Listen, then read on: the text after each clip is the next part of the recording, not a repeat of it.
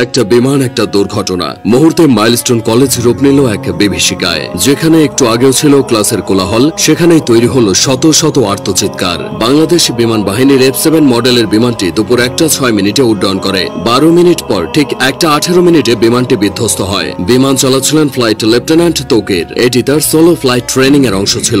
এই ধাপে এসে একজন প্রশিক্ষণরত বৈমানিক প্রথমবারের মতো একা কোনো প্রশিক্ষক ছাড়াই নিজে একটি বিমান ওড়ায়। ফ্লাইটের দৈর্ঘ্য ছিল সাধারণত 20 থেকে 30 মিনিটের, কিন্তু কে জানতো মাত্র 12 মিনিটেই সবকিছু শেষ হয়ে যাবে। তাছাড়া এই ট্রেনিং এর আগে পাইলটের মনোবল, দক্ষতা, জরুরি অবস্থা সামলানোর কৌশল সহ নানান বিষয় বারবার পরীক্ষা করে দেখা হয়। সবকিছু ঠিক থাকলে তখন তাকে একাই একটি বিমান নিয়ে ওড়ার সুযোগ দেওয়া হয়। তৌকির সবকিছুর যোগ্য ছিল। তিনি বিমান নিয়ে কুর্মিটোলা পুরান এয়ারফোর্স বেস থেকে টেক অফ করেন।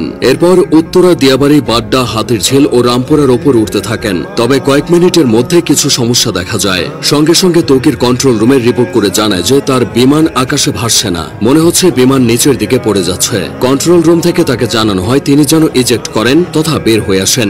বিমান যখন নিয়ন্ত্রণের বাইরে চলে যায় তখন পাইলট নিজেকে বিমানের বাইরে বের করে আনেন প্যারাশুট সহ। এটি ইজেক্ট, কিন্তু কোনো এক অজানা কারণে তা সম্ভব হয়নি। এদিকে কন্ট্রোল রুমের সাথে পাইলটের যোগাযোগ বিচ্ছিন্ন হয়ে যায়। তার ঠিক 1 থেকে 1.5 মিনিটের মধ্যে বিমানটি নিয়ন্ত্রণ হারিয়ে উত্তরা মাইলস্টোন স্কুলে বিধ্বস্ত হয়। মূলত স্কুলের আবাসিক ভবনে বিমানটি আছড়ে পড়ে। ভবনটির নাম হায়দার হল। হলের পুরো অংশ ধসে গেছে।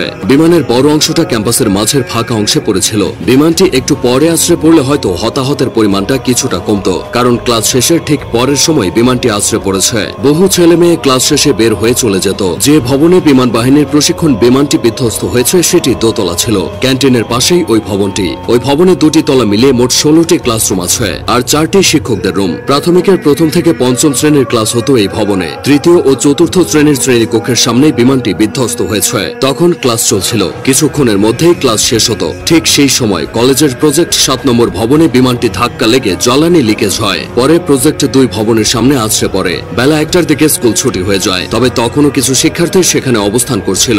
তারাই সবচেয়ে ক্ষতিগ্রস্ত হয়েছে। অনেক অভিভাবক বাইরে থেকে দাঁড়িয়ে শুধু দুর্দশা দেখেছে, কিছুই করার ছিল না। দুর্ঘটনা যা ঘটার তা ঘটে গেলেও কিছু প্রশ্ন থেকে গেছে। স্কুল কলেজ এরিয়ায় বাস ট্রাকের হর্ন আস্তে করার কথা বলা হয়। সেখানে স্কুল এরিয়ায় প্রশিক্ষণ বিমান ওড়ানো নিয়ে বেশ সমালোচনা হচ্ছে।